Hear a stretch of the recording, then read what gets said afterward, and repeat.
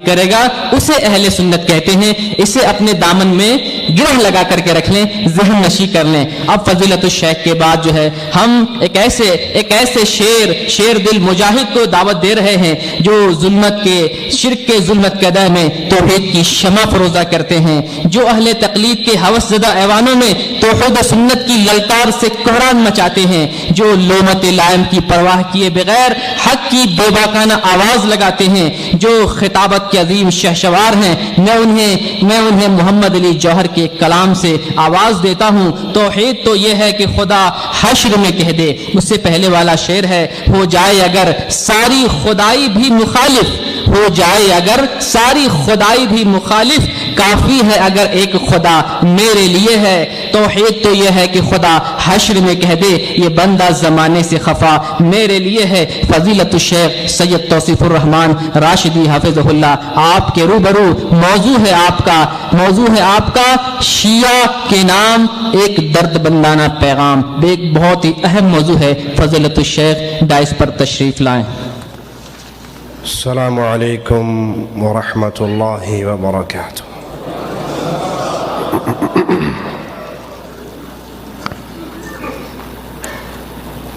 ان الحمد للہ نحمده ونصلي على رسوله الكريم. اعوذ باللہ من الشیطان الرجیم. بسم اللہ الرحمن الرحیم. قل هو الله احد الله الصمد لم يلد ولم يولد ولم يكن له كفوا احد. اسلام امن اور محبت کا دین ہے, پیار اور سلامتی کا دین ہے. اسلام لوگوں کو جہنم کی آگ سے بچا کر رب کی جنت کی طرف آنے کا پیغام دینے والا دین ہے. انسان کا عقیدہ کتنا ہی بگڑ چکا ہو, انسان کفر کی وادی میں جہاں بھی پہنچ گیا ہو, دین اسلام دین مصطفیٰ صلی اللہ علیہ وسلم اس کو پیار اور محبت کے ساتھ جہنم سے کھینچ لانے کا نام ہے. پیارے حبیب علیہ الصلوۃ والسلام نے فرمایا, میری مثال بالکل ایسے ہے جیسے آگ جلانے والے نے جلائی, آگ روشن ہوئی, پروانے اس میں آ کر گرنے لگے. وہ اپنے ہاتھوں سے پروانوں کو روکتا ہے کہ اس کے اندر نہ گرو, جل جاؤ گے, لیکن پروانے اس پہ غالب آتے ہیں اور آگ میں گرتے ہیں. میں تمہاری پشتوں سے پکڑ کے تمہیں جہنم سے نکالتا ہوں, تم دامن چھڑا کے پھر اس میں گرتے ہو. فرعون سے بڑا کافر کون ہوگا, جس ظالم نے سیدھا الوہیت کا ہی دعویٰ کر کے کہا تھا کہ میں ہی تمہارا سب سے بڑا رب ہوں. اللہ مالک اپنے پیارے نبی کو اس طاغوت کی طرف بھیجتا ہے. آئیے کلام الہی سے وہ اسلوب سنیں. حکم کیا ملتا ہے, اذهبا الى فرعون انه طغى. اس کے پاس جاؤ, یہ بغاوت اور سرکشی پہ اترا ہوا ہے. کرنا کیا, کافر شیعہ کافر جو نہ مانے وہ بھی کافر کے نعرے لگانا. کرنا کیا, انداز کیا اپنانا, جس نے دنیا کا سب سے بڑا کفر کیا ہے کہ الوہیت کا مقام اپنے لیے, ربوبیت کا مقام اپنے لیے چنا ہے, اس کے ساتھ گفتگو کیسے کرنا. فَقُولَا لَهُ قَوْلًا لَيِّنًا. بات نرم کرنا. ہو سکتا ہے ہدایت پالے, ہو سکتا ہے راہ حق کا راہی بن جائے. میں آپ کو نرم بات اور اصلی بات وہی ہو, اسلوب پیارا ہو, بات نہ بدلے اور اسلوب نہ بگڑے. مثال دے کے سمجھاتا ہوں. ایک بادشاہ سلامت کو خواب آیا, میرے سارے دانت ٹوٹ گئے. اس نے سب سے بڑے مولوی صاحب کو بلایا کہ میں نے رات خواب دیکھا ہے میرے سارے دانت ٹوٹ گئے، تعبیر بتاؤ۔ کہا اس کی تعبیر یہ ہے کہ تیرا سارا خاندان تیری زندگی میں مر جائے گا۔ کہا تو بڑا ظالم ہے، میرے سارے اگلے پچھلے مار رہا ہے۔ جلاد کو بلایا، مولوی کی منڈی اتروا دی۔ دوسرے مولوی صاحب کو بلایا، پریشان تو تھا، خواب تو آیا تھا، کہ بتاؤ میں نے یہ خواب دیکھا ہے، تعبیر کیا ہے؟ کہ بادشاہ سلامت، اس کی تعبیر مجھے تو یہ سمجھ آتی ہے کہ اللہ آپ کو اتنی لمبی زندگی دے گا، اتنی لمبی عمر دے گا کہ آپ کے خاندان میں سے یہ نعمت کسی کو نہ ملی ہوگی۔ کہ ماشاءاللہ گل بنی نہ ہونا، پرو مولوی صاحب دی جیب دیو انہوں چندہ، رجا کے بھیجا مولوی صاحب کو۔ بات وہی تھی یا الگ؟ بات وہی تھی، سارے مر جن گے تو باقی رہیں گا۔ ایک مولوی نے لٹھ ماری، منڈی کٹوائی، دوسرے نے پیار سے وہ بات کہی، تو نتیجہ کیا نکلا؟ انعام پا کر گیا۔ تو بات وہی رہے کہ الہ اللہ ہے، خالق اللہ ہے، مالک اللہ ہے، رازق اللہ ہے، معبود برحق اللہ ہے، پوجے جانے کے قابل اللہ ہے، لیکن اسلوب محبت سے، پیار سے۔ آج کفر اس طرح پھیل چکا ہے، الفاظ ملتے نہیں ہیں کہ اس کفر کے زہر کو اپنے عوام الناس کے سامنے کیسے بیان کروں۔ ایک ذاکر صاحب کی تقریر سن رہا میں، کہنے لگا جب موسیٰ علیہ السلام نے کہا تھا نا اے اللہ میں تیرا دیدار کرنا چاہتا ہوں، تو وہ اللہ کا دیدار نہیں کرنا چاہ رہا تھا، امیر المومنین علی کا دیدار کرنا چاہ رہا تھا۔ تو اللہ نے کہا کر پھر علی کا دیدار۔ علی کے نور کی ہلکی سی جھلک موسیٰ کو نظر آئی، بے ہوش ہو گئے۔ آج مقام الوہیت پہ لوگوں نے اپنے پسندیدہ الہوں کو بٹھا لیا ہے، ان کی پوجا شروع کر دی ہے۔ جس کو چاہتے ہیں الہ بنا دیتے ہیں، جس کو چاہتے ہیں رب کے مقام پہ بٹھا دیتے ہیں، اور نیچے بیٹھنے والے ان سے سوال نہیں کرتے کہ کہاں سے بول رہے ہو، ان کو صرف نعرہ حیدری ہی مارنا آتا ہے، ان کو صرف سبحان اللہ ہی کہنا آتا ہے۔ ایک پیر صاحب کو ہم نے دیکھا اپنی عوام کے سامنے کفر بکتے ہوئے، کہا ہمارے پیر صاحب بیٹھے ہوئے تھے، مرید آیا اور کہنے لگا السلام علیکم، تو پیر صاحب نے کہا دفع ہو جاؤ، بکواس نہ کرو۔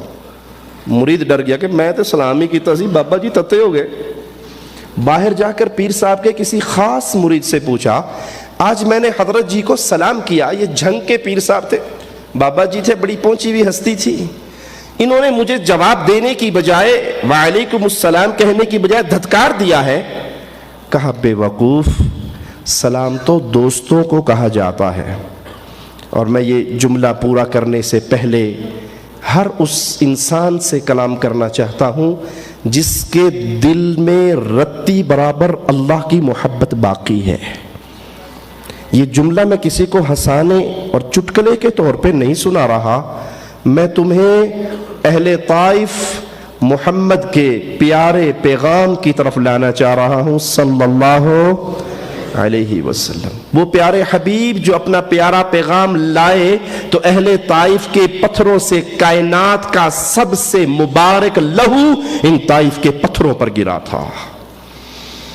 کہا سلام تو کہتے ہیں یار دوست کو، اور تو نے اس کو سلام کیا جو خود منبع سلامتی ہے، اور اللہ اس کی شکل میں ہمارے سامنے بیٹھا ہوا ہے۔ پیر کی آنکھ پھڑک رہی ہے، اب تیرے گناہ کا کفارہ یہ ہے دوڑتا ہوا جا اور پیر جی کے قدموں کو پکڑ کے اپنا ماتھا اس کے قدموں میں رکھ کے کہے سبحان ربی الاعلی۔ یہ شیخ، یہ مرشد وجود حقیقی کا روپ دھار چکا ہے، اس کی آنکھ پھڑک چکی ہے، اللہ اس کے اندر آ چکا ہے، یہ اب حق ہے، اس کے قدموں میں اس کو رب مان کر سجدہ کر، پھر تیرے گناہ کا کفارہ ادا ہوگا۔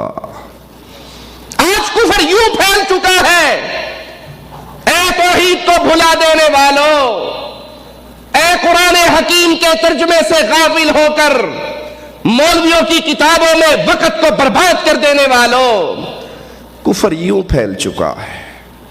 ایک ظالم کہتا ہے حسین اللہ کے چہرے کے نور سے پیدا ہوئے ہیں، جس طرح اللہ کے لیے موت نہیں، حسین کے لیے بھی موت نہیں ہے۔ اگر تم کہتے ہو کہ کربلا میں حسین شہید ہو گئے تھے تو اس سے پہلے یہ مانو جب اللہ مرے گا تو حسین مرے گا، وگرنہ حسین نہیں مرے گا۔ اب ہاتھ یہاں باندھوں یا یہاں باندھوں، آمین اونچا کہوں یا آہستہ کہوں، یہ بحث بہت دور رہ گئی۔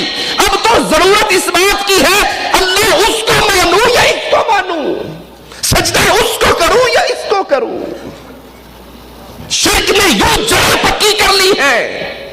اہل ایمان ضرورت ہے اس توحید کے پیغام کو عام کرو، لیکن نہ بھولنا یہ پیغام بڑا کڑوا ہے۔ یہ پیغام اللہ کی قسم کائنات میں محمد صلی اللہ علیہ وسلم کی زبان سے زیادہ میٹھی زبان کسی اور کی۔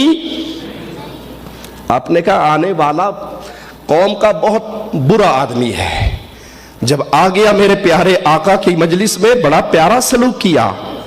مومنوں کی ماں، کائنات کے مومنوں کی ماں عائشہ صدیقہ، صدیق کی بیٹی رضی اللہ تعالی عنہا کہتی ہیں آقا آپ نے کہا تھا بہت برا آدمی ہے، سلوک تو بہت پیارا کیا۔ کہا عائشہ برا وہ تھا، میرا اخلاق تو برا نہیں ہے۔ وہ پیارے حبیب ابو طالب کو آ کر مکی مشرک کہتے ہیں تیرا بھتیجا ہمارے خداؤں کو گالی دیتا ہے۔ آج یہ تانا اہل ایمان اہل توحید دعات پہ لگتے ہیں۔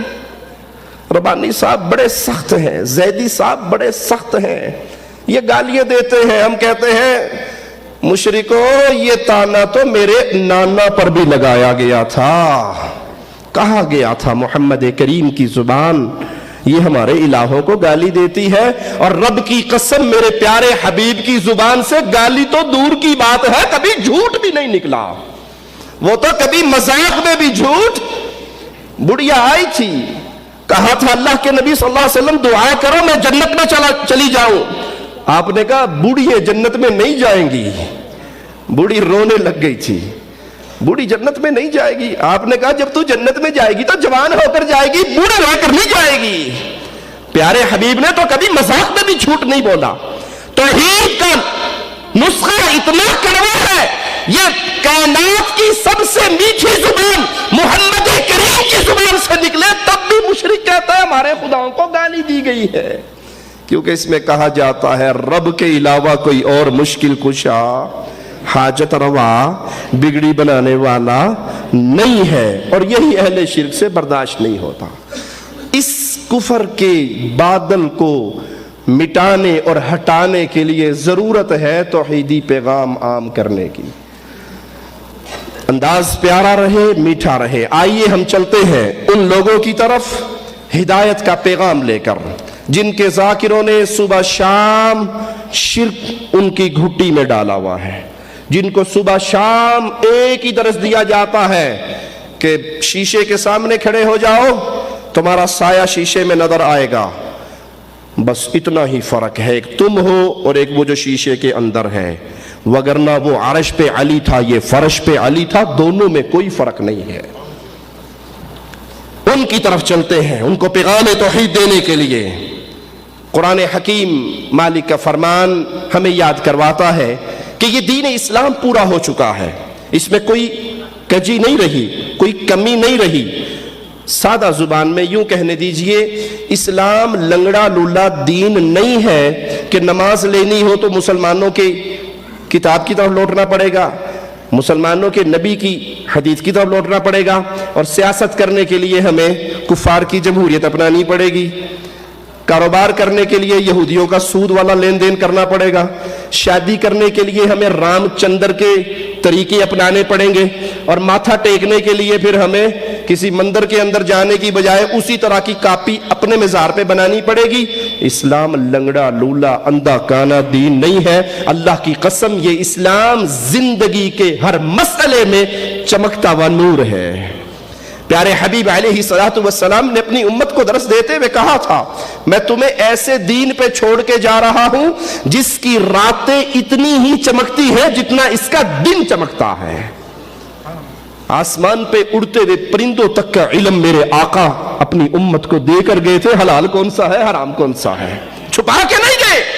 قرآن خبر دیتا ہے اليوم اکملت لکم دینکم واتممت علیکم نعمتی ورضیت لکم الاسلام دینا.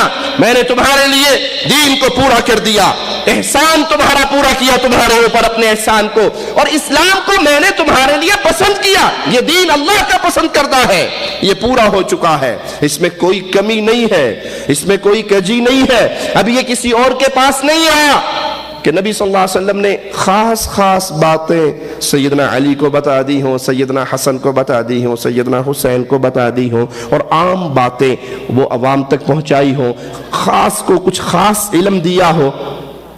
یہ فرق سنا ہے اپنے ملکوں میں نہیں. طریقت اور شریعت، اور جی نہیں، اس شریعت کی بات ہے کہ جسم پورا کپڑے میں چھپا ہوا ہو، اور طریقت ہر شے ننگی ہوئے بندہ تاوی ولی بن جاندہ ہے.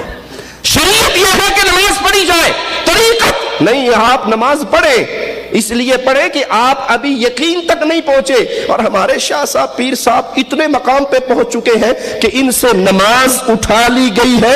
اللہ کی قسم جو یہ عقیدہ رکھے کہ دنیا میں محمد کریم صلی اللہ علیہ وسلم کی امت میں کوئی ایسا گروہ ہے جن کو نماز پڑھنے کی ضرورت نہیں کیونکہ وہ اللہ میں فنا ہو کر فنا فی اللہ کے مقام پہ پہنچ چکے ہیں، یہ بندہ کافر ہے. اس لیے کہ محمد کریم صلی اللہ علیہ وسلم نے زندگی کے آخری سانس تک بھی نماز نہیں چھوڑی. آپ طریقت والا نہیں ہے، آپ کو ظاہری شریعت کا پتہ ہے، طریقت اور ہے، شریعت اور ہے. کچھ ظاہری باتیں بیان ہوئی، کچھ چھپی ہوئی باتیں بیان ہوئی، وہ خاص خاص لوگوں تک ہے. آئیے، شیعت یہ عقیدہ رکھتی ہے جن کے ذاکروں نے ان کو کفر اور شرک کی وادی میں پہنچایا، ہم ہدایت کے پھول لے کر، ہدایت کا پیغام لے کر، ہدایت کی آواز لے کر، ہدایت کے راستے کو قرآن حکیم کی آیات سے روشن کرتے ہوئے ان کے گھر تک محبت سے، پیار سے دعوت دینے لگے ہیں. اگر آپ کے دل میں ایمان باقی ہے، ذرہ اللہ کی محبت کا باقی ہے، تو آؤ ذرا ہمارے ساتھ چند سوالات آپ کے ساتھ کریں گے. یہ سوالات ہو سکتا ہے کسی کی ہدایت کا ذریعہ بن جائے.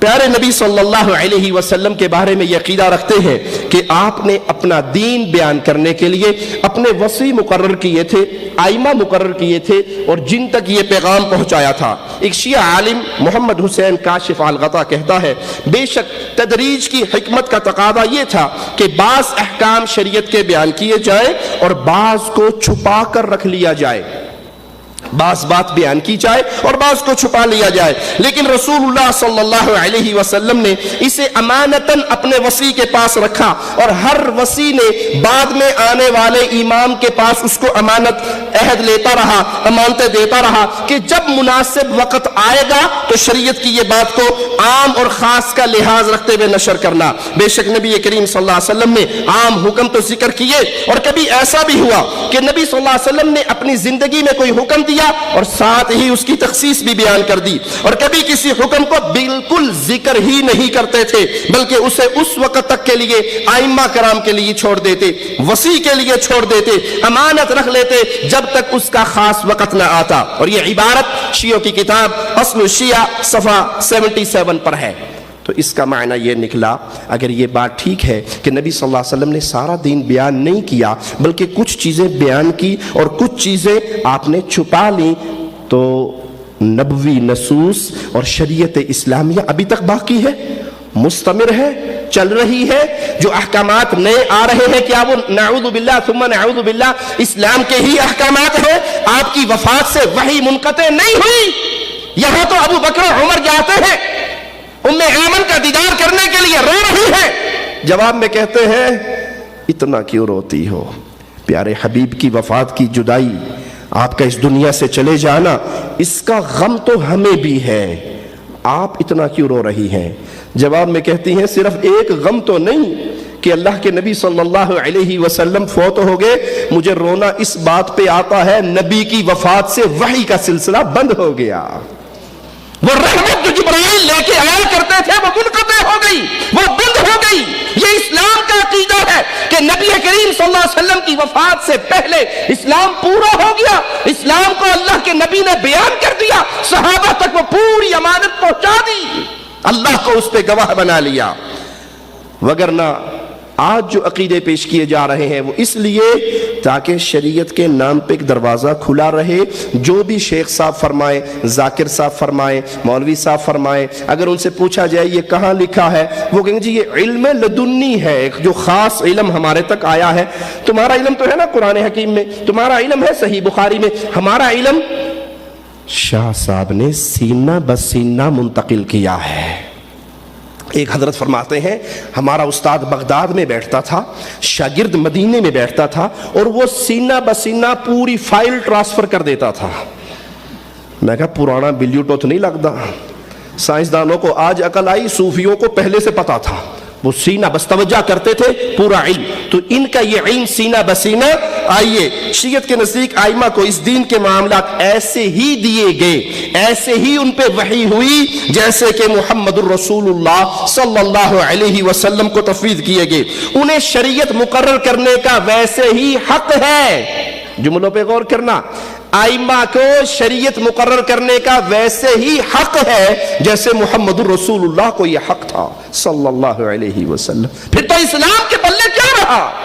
اگر یہ شریعت اماموں کے قولوں سے ثابت ہوئی نہیں، پھر تو یہ فتنے کا ایسا دروازہ کھلا ہے جو قیامت تک بند نہیں ہو سکتا۔ ہم کہتے ہیں کہ شریعت بند ہو چکی ہے، وفات مصطفیٰ سے پہلے پوری ہو چکی ہے، اب جو نبی سے ثابت ہے وہ شریعت ہے، جو نبی سے ثابت نہیں وہ شریعت۔ کچھ نے کہا اماموں کے ذریعے شریعت چل رہی ہے، کچھ نے کہا خوابوں کے ذریعے شریعت چل رہی ہے۔ کراچی کے ایک پیر صاحب ہے، پیر عدنان، گالی دینے میں بڑے ماہر ہیں، آپ نے یوٹیوب پہ شاید اس کے پھکے سنے ہوں گے۔ وہ کہتا ہے مجھے خواب میں رسول اللہ صلی اللہ علیہ وسلم نے آ کر حکم دیا کہ جاؤ اہل سنت والجماعت پاکستان کے علماء کو کہو، سلسلہ قادریہ والوں کو کہو، یہ جو ممتاز قادری کا معاملہ ہوا ہے اس کی قبر کو عام قبر نہ بنانا بلکہ اس کی قبر کو بہت بڑا مقبرہ بنانا، اس کی قبر کے اوپر وہی گنبد بنانا جو میری قبر پر گنبد ہے۔ یہ عام بندہ نہیں ہے، یہ میرا خاص ہے اور یہ میرے پاس پہنچ چکا ہے، میں نے اس کو بخشوا لیا ہے، اس کی قبر پہ ویسا ہی گنبد بنے جیسے محمد کریم صلی اللہ علیہ وسلم کی قبر پر گنبد بنا۔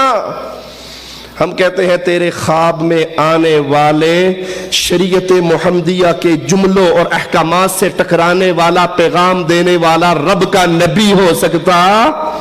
یہ شریعت خوابوں پہ نہیں چلتی کہ خواب آیا کہ اس قبر کو بہت بڑا مزار بناؤ، یہ خواب شیطان کی طرف سے آیا ہے تاکہ شرک کا دھندا چلے۔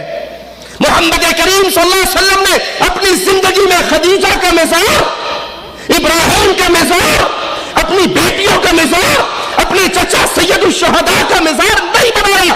اب اسلام کے خلاف کوئی یہ کہے مجھے خواب میں حکم ہوا ہے، ہم کہیں گے خواب میں تجھے حکم دینے والا محمد کریم نہیں تھے صلی اللہ علیہ وسلم۔ آج خوابوں کی بنیاد پہ شریعت نہیں چلتی، اسی طرح اماموں کے اوپر بھی شریعت کا دروازہ نہیں کھلا ہوا۔ تمہاری انہی حرکتوں سے تو قادیانی کو خام مٹیریل ملا تھا۔ مرزا لکھتا ہے اپنی کتاب میں مجھ پہ کئی طریقے سے وحی آتی تھی، فرشتہ آ کے پیغام دیتا تھا، مختلف فرشتے آتے تھے، ایک فرشتہ پیسے دینے کے لیے آتا تھا۔ مرزا نے تذکرہ کتاب میں اس فرشتے کا نام بھی بتایا ہے، بتا دو، ٹیچی ٹیچی ٹیچی ٹیچی فرشتہ آ کے وحی دیا کر پیسوں کی بوریے دیا کرتا تھا۔ میں نے کئی جگہ پر کہا، برطانیہ میں بھی یہ جملے کہے تھے، آج طائف میں بھی کہتا ہوں، عربی زبان میں نہ ٹے ہے نہ چے ہے، لیکن انگلش میں ٹی بھی ہے اور سی ایچ چے بھی ہے۔ یہ ٹیچی ٹیچی کو گورا فرشتہ لگتا ہے، ایک انگریز فرشتہ جی تیری بوریاں پردہ رہا، یہی وہ مٹیریل ہے جس سے قادیانیت کو موقع ملا. کسی نے کہا خوابوں میں ہماری شریعت چل رہی ہے, کسی نے کہا اماموں پہ راستے کھلے ہوئے ہیں. اصول کافی جلد نمبر 1 ہے صفحہ 266 لکھتے ہیں کہ بے شک نبی کریم صلی اللہ علیہ وسلم کو تفویض کردہ حکم ہمیں بھی ویسے ہی تفویض کیا گیا جیسے شریعت پیارے نبی کو دی گئی. وہ سلسلہ رکا نہیں, اللہ کے نبی آخری نبی نہیں, نبوت کا معاملہ ختم نہیں ہوا بلکہ یہ معاملہ آگے چل رہا ہے. اسی کتاب کے صفحہ 268 پہ لکھتے ہیں جعفر صادق فرماتے ہیں, اور ان کے فرمانے سے پہلے ذرا میں کچھ فرما دوں, اہل بیت ان ساری جھوٹوں سے بری ہیں. نہ جعفر صادق نے فرمایا, نہ سیدنا مولا علی نے فرمایا, نہ سیدنا حسن حسین نے فرمایا, نہ اہل بیت کے ائمہ نے فرمایا. تم جو کچھ اس کے ذمہ لگا رہے ہو وہ جھوٹ کا پلندہ ہے, ان کا قصور, وہ بری ہے تمہارے ان بدعقیدوں سے. جعفر صادق نے کہا اللہ کی قسم اللہ تعالیٰ نے کوئی بھی حکم اپنی مخلوق میں سے کسی کے سپرد نہیں کیا سوائے رسول اللہ صلی اللہ علیہ وسلم کے اور ائمہ کے. جس طرح شریعت پیارے نبی کو ملی ویسے ہمارے 12 اماموں کو ملی. یہ امام بھی شریعت ساز ہے اور شریعت بنا کے دیتے ہیں. کہتا ہے کہ قرآن پاک کی آیت ہے انا انزلنا الیک الکتاب بالحق لتحکم بین الناس بما اراک اللہ, ہم نے آپ پر جو سچی کتاب اتاری اس لیے کہ لوگوں کا فیصلہ آپ اس طرح کریں جس طرح آپ کو اللہ نے دکھایا. یہ سلسلہ نبی پر ختم نہیں ہوا بلکہ نبی کے وصی کے ذریعے یہ سلسلہ جاری ہے. ہر وصی اس کتاب کے مطابق فیصلہ کرتا ہے اور اس علم کے مطابق فیصلہ کرتا ہے جو اللہ نے اسے دیا. مصابیح الوصول صفحہ 4 پہ لکھا جب قرآن حکیم نے عام طور پر تفصیل کے بغیر قواعد بیان کیے, قرآن حکیم نے تفصیل کے بغیر قواعد بیان کیے تو پھر سنت نبوی صلی اللہ علیہ وسلم کی ضرورت پیش آئی. اور سنت سے بھی جملہ سنیے گا جن کے دل میں ابھی تک ہے کہ نہیں شیعہ سنی کوئی بات نہیں, چھوٹے چھوٹے مسئلوں پہ اختلاف ہے, باقی ہم اصل ہماری ایک ہی ہے, ان کے لیے بھی جملہ ہے.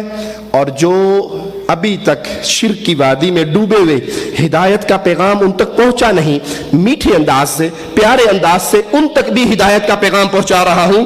جب نبی کریم صلی اللہ علیہ وسلم کی سنت کی ضرورت پیش آئی اور سنت سے بھی شریعت مکمل نہیں ہوئی, یہ شریعت محمدیہ ناقص ہے, رسول کی سنت بھی اس کو پوری نہ کر سکی, تو بہت سارے ایسے واقعات پیش آئے جو نبی صلی اللہ علیہ وسلم کے دور میں نہیں تھے, بعد کے دور میں پیش آئے. تو ضرورت پیش آئی کہ اس کا علم نبی کے وصی سے لیا جائے, وقت کے حاضر امام سے لیا جائے, امام زمان سے لیا جائے اور اس کے پاس یہ علم امانت رکھا جائے تاکہ وہ مناسب وقت پر جو کام سنت رسول نہیں کر سکی وہ امام وقت کام کرے. یہی مذہب شیعت کے آیت اللہ العظمی شہاب الدین النجفی نے اختیار کیا. اس نے تعلیق علی احقاق الحق جلد 2 صفحہ 288 پر لکھا بے شک جملہ سننا ہدایت پانے والوں کے لیے بھی اور شیعہ سنی کو پیار اور محبت کی فضا میں لپیٹنے والوں کے لیے بھی, ان کو اپنا بھائی سمجھ کر ان کے ساتھ دل کی محبتیں کرنے والے, ان کو اپنے دل کے اسلامی پروٹوکول کا مستحق سمجھنے والے, ان تک بھی میرا یہ آوازہ ہے. بے شک نبی کریم صلی اللہ علیہ وسلم کے پاس فرصت بہت تھوڑی تھی, آپ کو یہ موقع نہیں مل سکا کہ دین کے سارے مسئلے بیان کر سکیں کیونکہ آپ جنگوں میں شریک ہوتے تھے اور جنگوں میں مصروف رہتے تھے. اس مصروفیت کی وجہ سے محمد کریم صلی اللہ علیہ وسلم اسلام کی ساری باتیں بیان نہیں کر سکے. آپ نے اسلام کی وہ باتیں ہمارے ائمہ کے پاس امانت رکھی, ہمارے اپنے وصی کے پاس رکھی کہ جب زمانہ قبول کرنے کے قابل ہو جائے. جملہ ہے کہ نبی کے دور کے لوگ پورا اسلام قبول کرنے کے بھی قابل نہ تھے. انا للہ و انا الیہ راجعون. ابو جہل کو خبر ملی تھی, پیارے حبیب صلی اللہ علیہ وسلم نے دعویٰ کیا ہے, معراج کی خبر سنائی ہے, ڈھونڈتا پھرتا ہے ابو بکر کو, کہتا ہے کوئی شخص رات کے ایک پہر میں مکہ سے بیت المقدس سے آسمانوں پہ جنت کی سیر, پھر اسی رات کو واپسی ممکن ہے؟ کہا نہیں.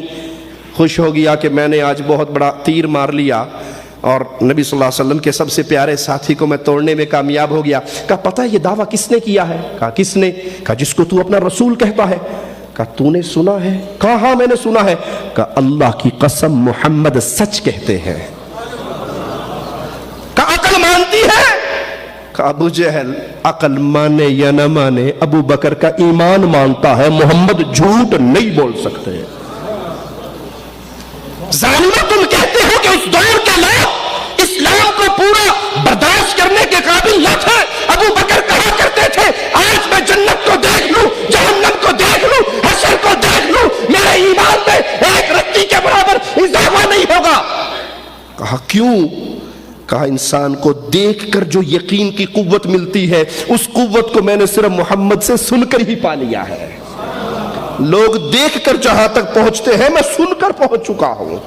اور یہ کہتے ہیں کہ نہیں اس دور کے لوگوں میں اتنی برداشت کی قوت نہ تھی کہ اسلام کی ساری باتوں کو تصدیق کر لیتے, اس لیے صدیوں لمبے وقت کی ضرورت پیش آئی.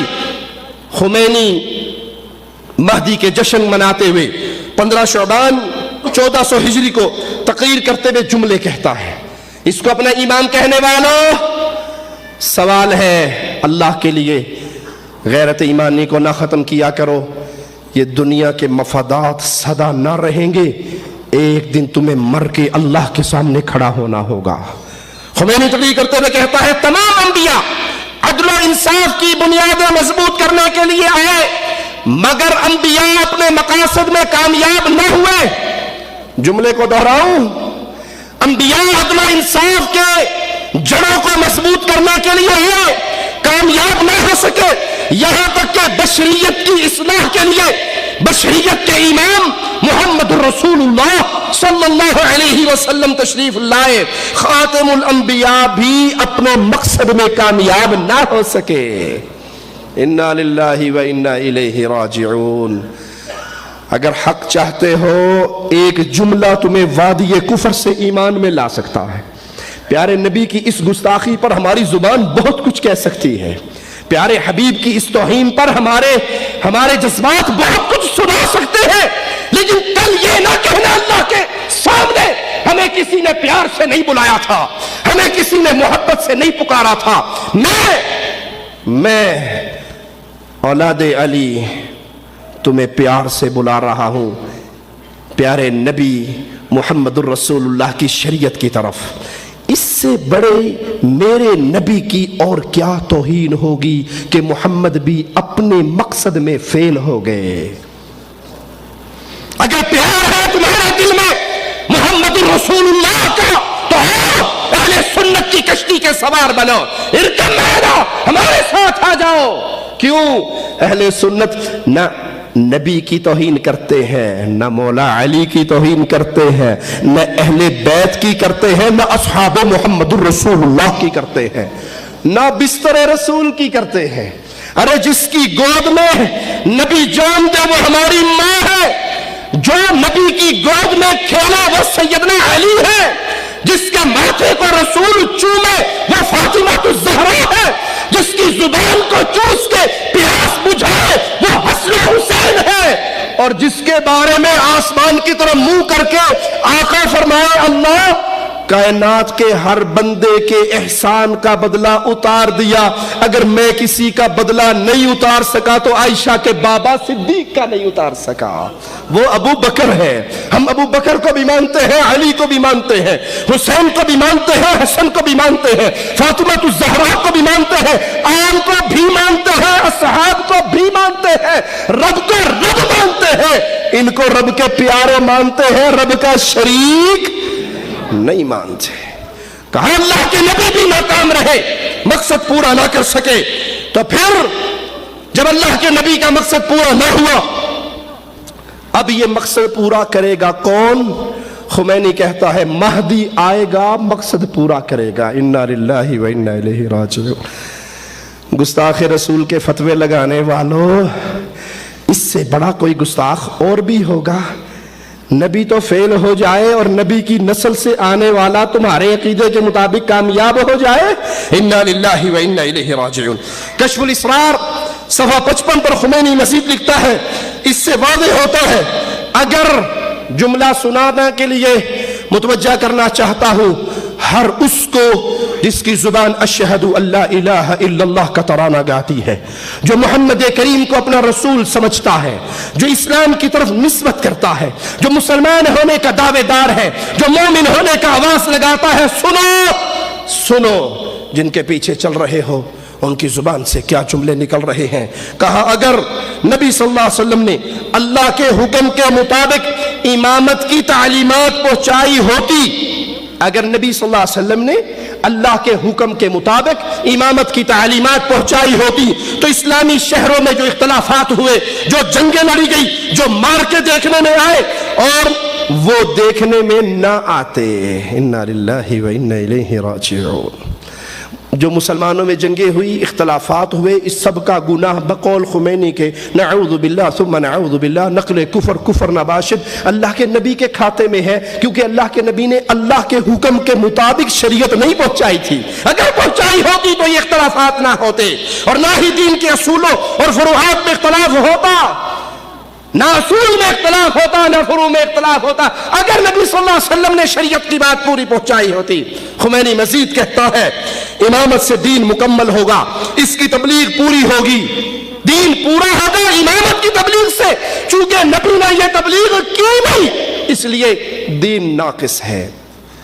मैं सवाल करता हूं उससे जिसकी अकल सलामत है, जिसके दिल में इस्लाम की मोहब्बत है, जिसके दिल में अल्लाह और उसके रसूल की मोहब्बत है, क्या ये दीन पूरा नहीं हो चुका?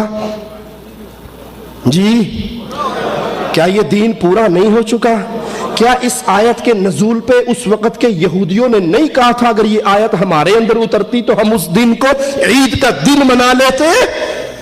यहूदी मान रहे हैं इस आयत को, लेकिन इस्लाम की तरफ निस्बत करने वाले ये लोग इसको तस्लीम नहीं करते कि अल्लाह ने इस दीन के पूरे होने की खबर नहीं दी। अक्लमंदों, अक्लमंदों, अगर अक्ल सलामत है तो मेरे छोटे से सवाल पे गौर करो, अपनी निस्बत उस दीन की तरफ करना पसंद करोगे जो अधूरा हो, जो नाक़िस हो, जो पूरा न हुआ हो?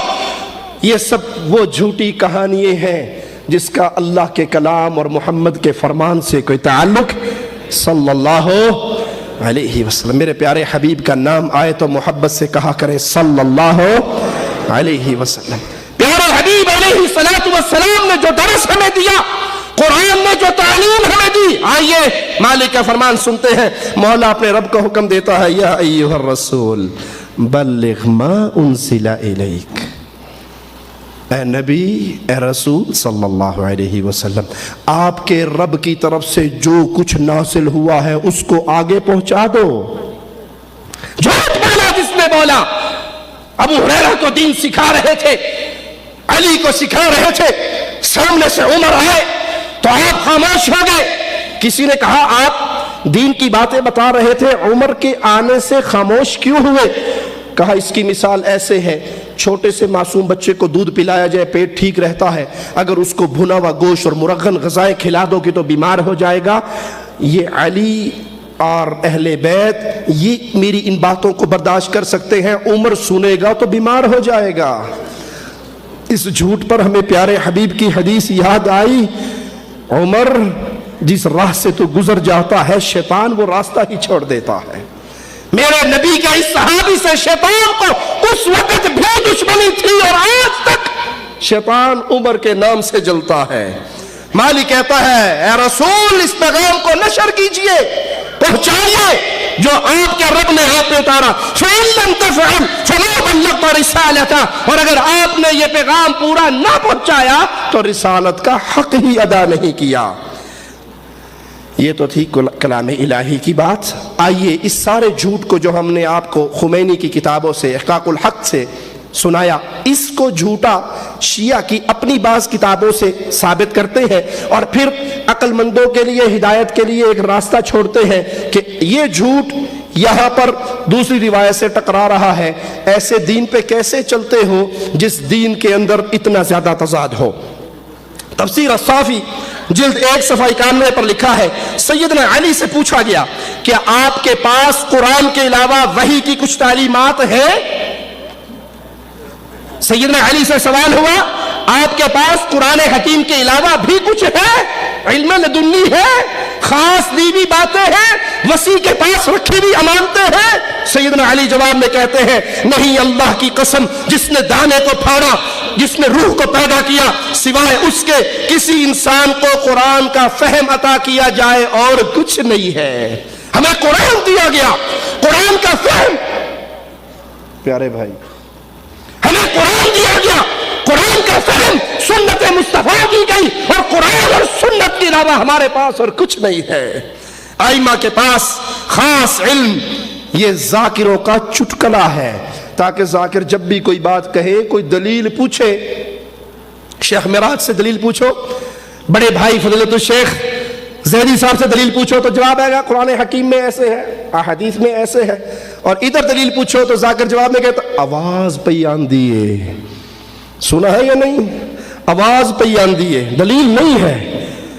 سیدنا علی فرماتے ہیں ہمیں قرآن دیا گیا، سنت دی گئی، اور اس کے علاوہ کچھ نہیں۔ جو کوئی دعویٰ کرے قرآن اور سنت کے علاوہ کسی اور بات کی تو وہ جھوٹ بولتا ہے، وہ کذاب ہے، وہ ڈھکوسلا بیان کر رہا ہے۔